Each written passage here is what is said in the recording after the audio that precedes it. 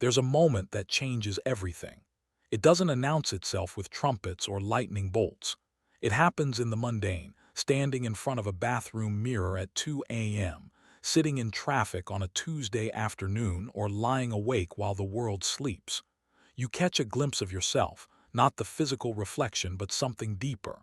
And in that split second you realize, this isn't who I'm meant to be. This is the spark, the beginning of what psychologists call self-transformation. But here's what nobody tells you.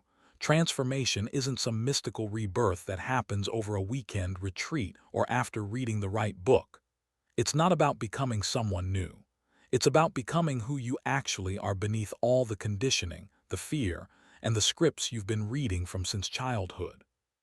Today, we're diving into the psychology of self-transformation, the science, the struggle, and the profound internal revolution that happens when you finally decide to meet yourself honestly.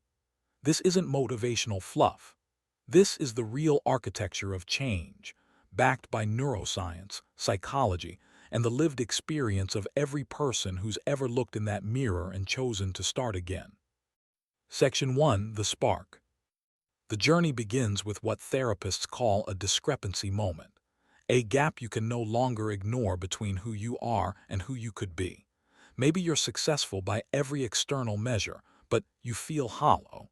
Maybe you're surrounded by people but profoundly lonely.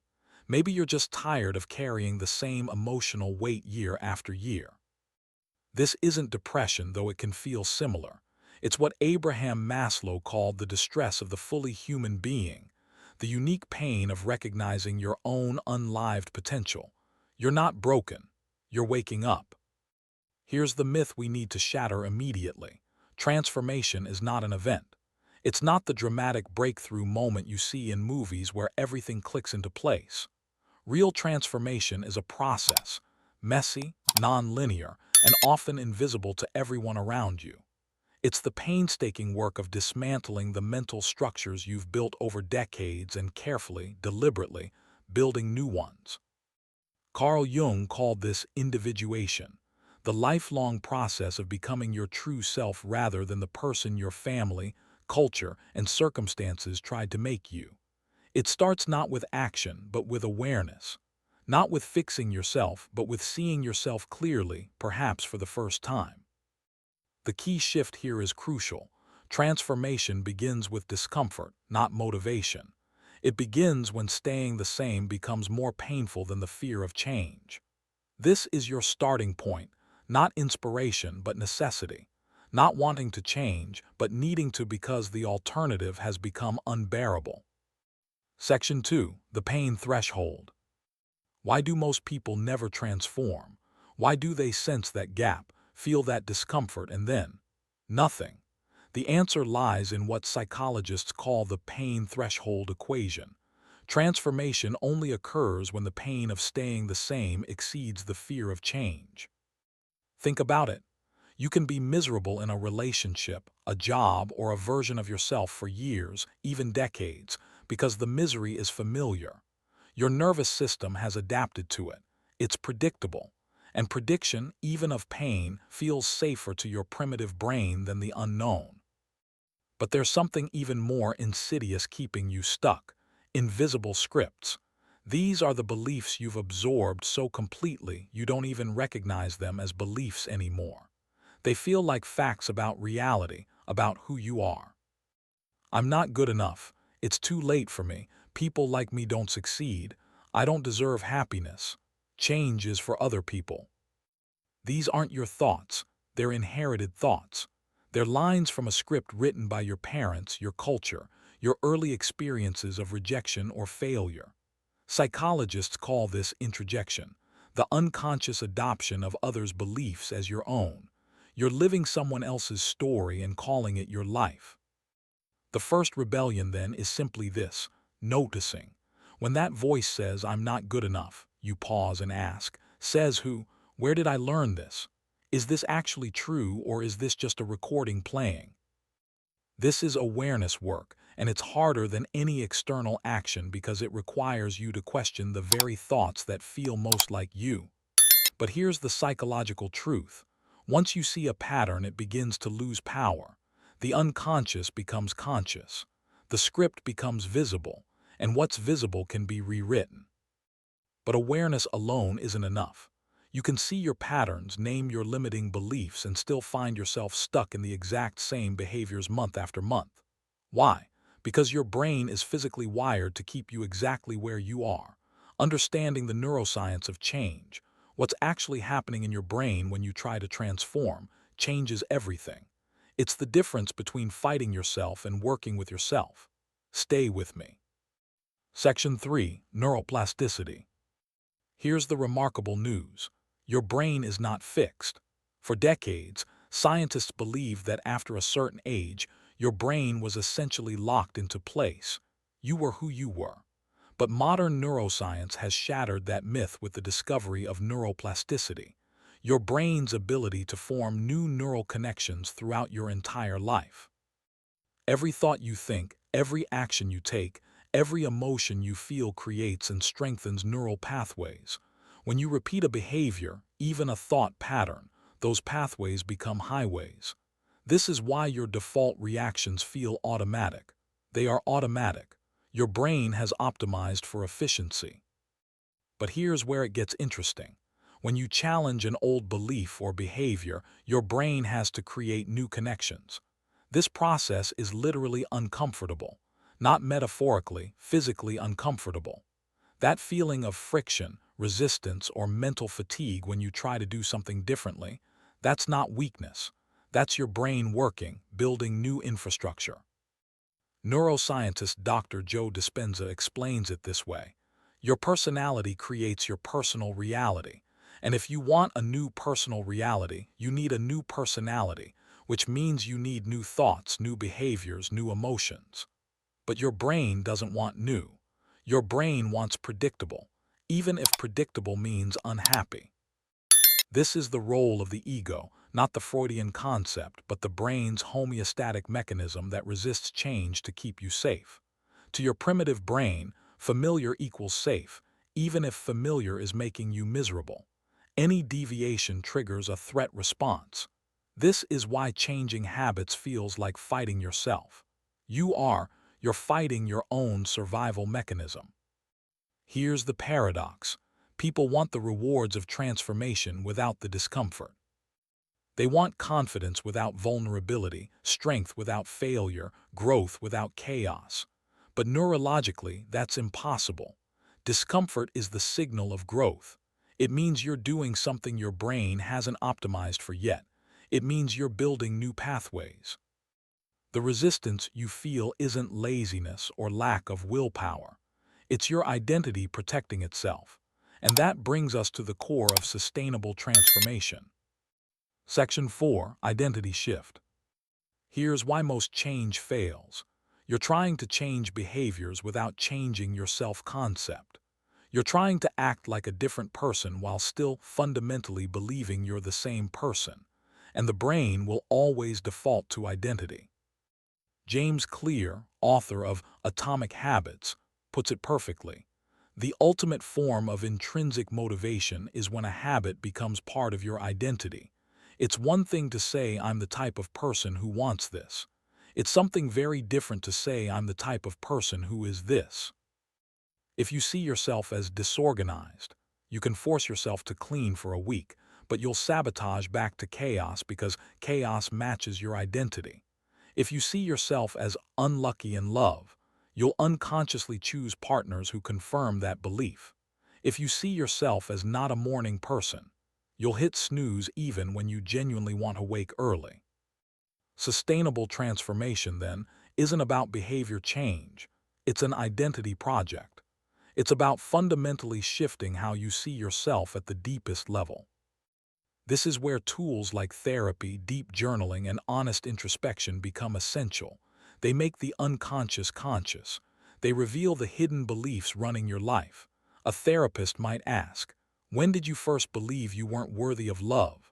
And suddenly you're 8 years old watching your parents fight, unconsciously concluding, "I caused this. I'm not enough." That belief, formed in a child's limited understanding, has been running your relationships for 30 years. Until you see it, name it, and consciously choose a different belief, it will keep running. Transformation examples bear this out. People who break addictions don't just stop using, they stop seeing themselves as addicts.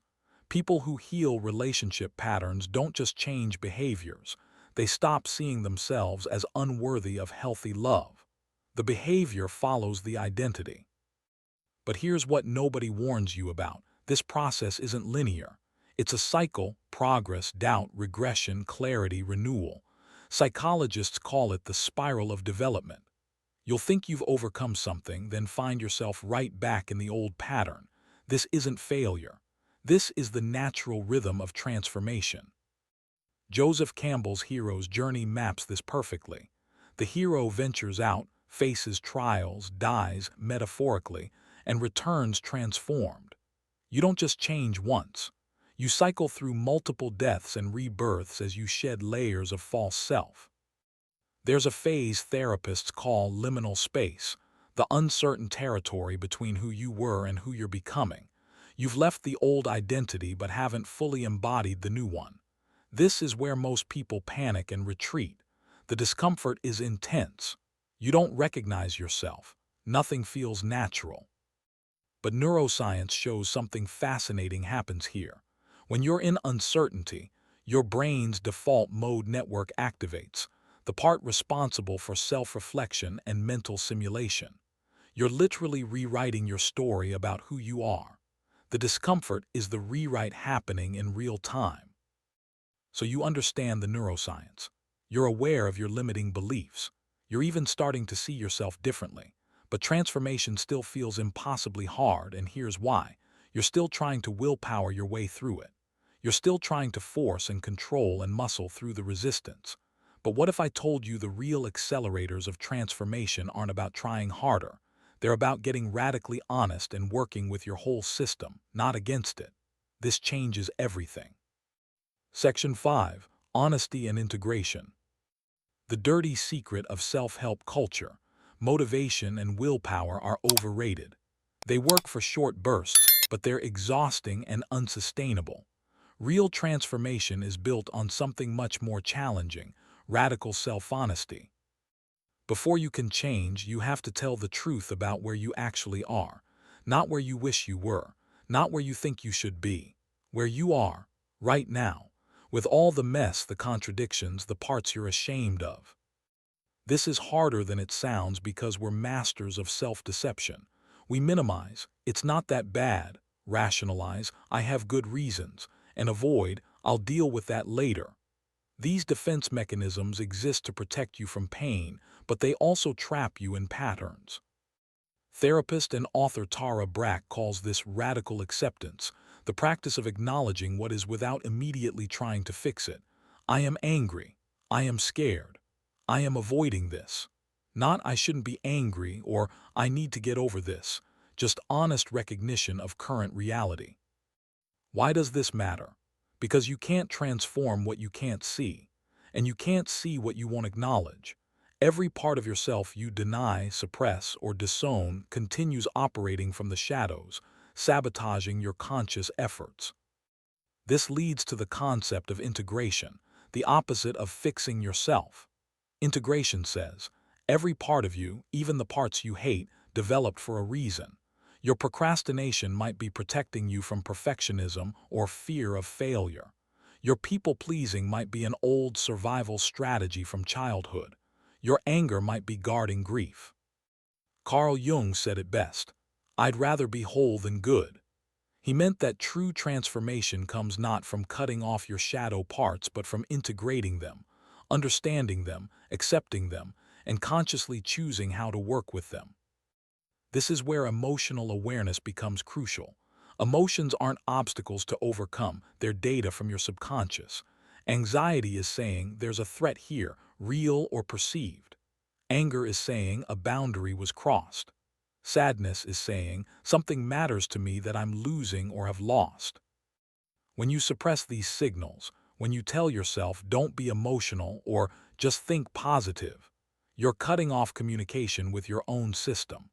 But when you listen, interpret, and respond with compassion, you accelerate transformation exponentially. Research on mindfulness and self-compassion proves this. When you approach yourself with curiosity rather than judgment, your nervous system shifts from threat mode to learning mode. Your prefrontal cortex, rational brain, can override your amygdala, fear brain. You're no longer fighting yourself, you're working as an integrated system. And here's where transformation becomes practical. It's built through micro-revolutions, not massive overhauls, small, consistent choices that compound, pausing before reacting, taking 3 deep breaths when triggered, saying no to something you'd typically say yes to out of obligation. These seem tiny, but neurologically, you're building new pathways with every repetition. Section 6.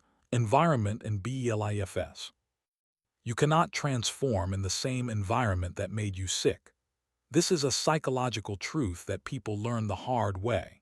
You can do all the internal work, shift your beliefs, integrate your shadows, and then return to the same people, places, and routines that reinforced your old identity and watch yourself slide back. Your environment is not neutral. It's constantly signaling to your brain who you are and what's expected of you. The friend who always wants to complain is cueing victimhood. The cluttered desk is cueing chaos. The social media feeds full of comparison are cueing inadequacy. James Clear calls this environment design, the practice of structuring your surroundings to support your desired identity. If you want to read more, put books everywhere and hide your phone. If you want to eat healthier, remove junk food and prep vegetables. If you want to be more creative, create a dedicated space that signals creativity. But it goes deeper than physical space. You need to audit your social environment too. Who are you spending time with? Are they reinforcing your old identity or supporting your transformation? This isn't about abandoning people. It's about consciously choosing how much influence they have. There's a painful truth here. Some relationships will not survive your transformation. When you change, you disrupt the system. People who benefited from your old patterns will resist your new ones, often unconsciously. They'll say things like "you've changed" as an accusation, not a compliment. This is where courage becomes essential. You will have to disappoint some people, including past versions of yourself. You will have to let go of who you thought you should be to become who you actually are. Now let's talk about beliefs at the biological level. Your beliefs aren't just mental, they're instructions to your body. Research on the placebo effect shows this dramatically. When people believe a pill will help them, their brain releases actual healing chemicals even if the pill is sugar. Your beliefs about yourself shape your physiology. If you believe you're anxious, your heart rate increases, your breathing shallows, your posture contracts. If you believe you're confident, your testosterone rises, your cortisol drops, your body expands. This happens automatically, below conscious awareness. This is why visualization works. When you mentally rehearse being confident or successful, your brain activates the same neural networks as if you were actually doing it. You're quite literally training your nervous system for a new identity. But here's the crucial distinction. This isn't fake it till you make it. That's pretending, which your subconscious sees through immediately, creating cognitive dissonance. Real transformation is what therapists call embodiment, when the new identity feels true in your body, not just your thoughts. Carl Rogers called this congruence, alignment between your inner experience and outer expression. When you're congruent, there's no internal conflict. You're not performing or striving. You're simply being who you've become. Many spiritual traditions describe this as removing the false self, the mask you wear for survival, to reveal the authentic self that was always there beneath the conditioning. Not becoming someone new, but remembering who you are. Here's the paradox. Identity is both fundamental and fluid. You need a stable sense of self to function, but you also need flexibility to evolve. The healthiest approach is what psychologists call dynamic identity, a core essence that remains while expression shifts with growth. You're not a fixed thing. You're a process, a river, not a rock, and transformation is simply the natural evolution of that process when you stop resisting it. This evolution isn't clean. As you shed old identities, suppressed emotions surface, grief for time lost, anger at people who hurt you, shame about choices you made from old programming. These aren't signs you're doing it wrong, they're signs you're doing it right. You're finally feeling what you've been avoiding, and what you feel you can heal. Section 7. The Quiet Miracle. So what does transformation actually look like when it's real? How do you know it's working? The markers are often subtle. You stop having certain conversations because they no longer resonate. Thoughts that once consumed you barely register. Pain that used to define you becomes a distant memory. You don't always notice while it's happening. Transformation is clearest in hindsight. One day you're in a situation that would have triggered you months ago and you realize it doesn't. You respond calmly, clearly, from groundedness rather than reaction. That's when you know something fundamental has shifted. Psychologists call this stage ego maturity, when your emotional and rational brains integrate, when the limbic system and prefrontal cortex work together. You're no longer hijacked by reactive patterns. You have space between stimulus and response. You have choice. This is the shift from striving to allowing. When you're striving, you're chasing transformation, trying to force it, anxious about whether it's working.